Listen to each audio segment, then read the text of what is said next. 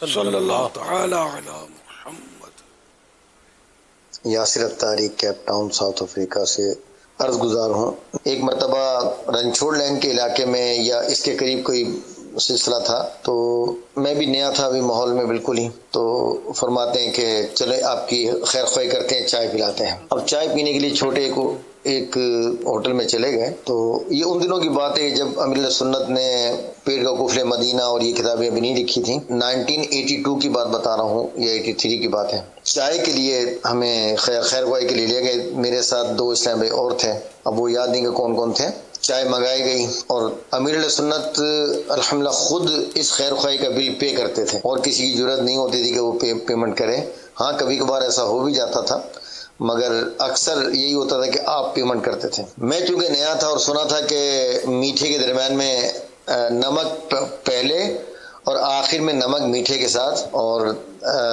درمیان میں میٹھا ہونا چاہیے، یہ سنا تھا ماحول میں۔ اب جیسے چائے آئے تو میں نے وہ جو ٹیبل پہ رکھا ہوتا نا نمک، اس میں چٹکی لگائی اور جیسے میں نے اپنی زبان پہ رکھا، امیر سنت کی زبان نکل آئی، ارے زاہد،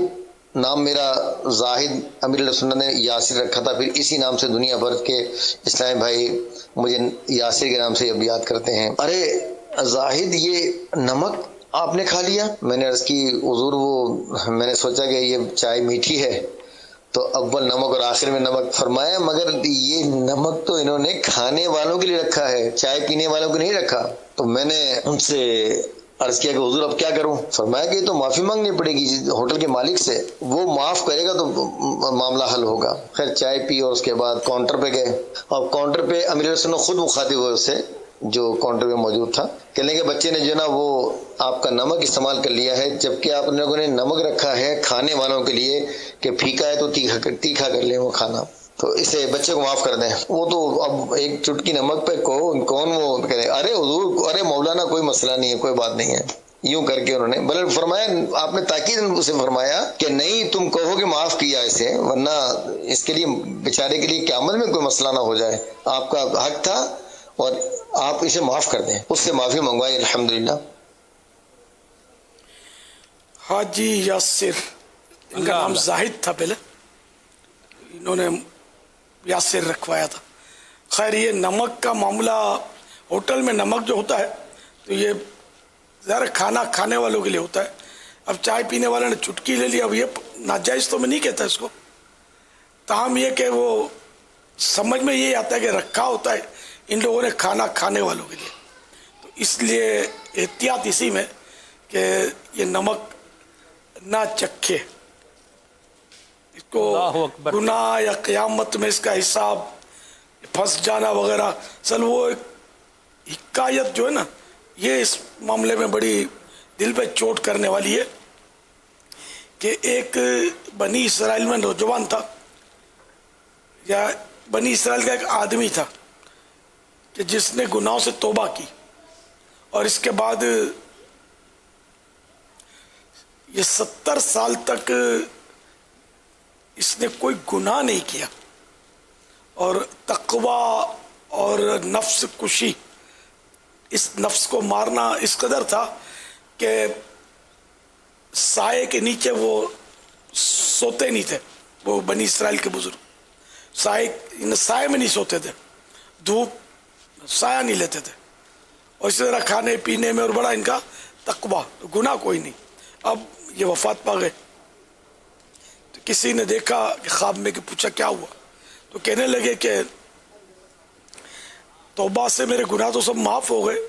گناہ پھر کیے بھی نہیں تھے میں نے، لیکن کسی کی لکڑی سے بغیر اس کی اجازت کے میں نے دانتوں میں خلال کر لیا تھا، وہ معاف کروانا رہ گیا تھا، تو اس لیے وہ اب تک جنت سے محروم ہوں۔ تو اس حکایت کی بنیاد پر وہ بس میرے ذہن میں یوں بیٹھ گیا کہ ہوٹل سے یوں نمک کی چٹکی بھی چائے والا کیوں اٹھائے، چائے میں نمک کی ضرورت تو ہوتی نہیں ہے، نہ یہ کوئی چائے پینا یہ کوئی مروجہ کھانا بھی نہیں ہے جس کے اول آخر نمک، چائے تو ایک مشروب ہے، واللہ عالم اس کے اول آخر نمک کبھی علماء سے سنا نہیں ہے کہ استعمال کیا جائے، نہ دیکھا ہے، تو وہ انہوں نے اپنے حساب سے اپنی یادداشت سے حکایت پیش کی جس کا میں نے خلاصہ کیا کہ میں نمک اٹھانے کو ناجائز نہیں کہہ رہا ہوں، قیامت میں حساب ہوگا، یہ بھی مجھے اس کا پتہ نہیں ہے کہ یہ وہ حساب ہوگا کہ اس نے گناہ کیا کہ نمک کیوں کھا لیا۔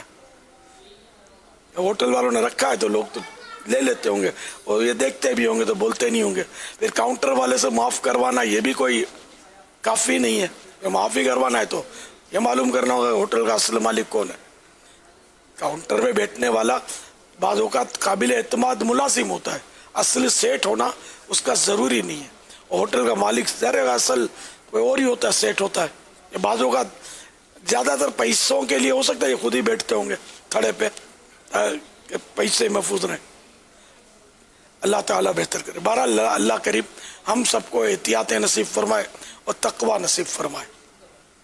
صلو علی الحبیب صلی اللہ تعالی علی محمد۔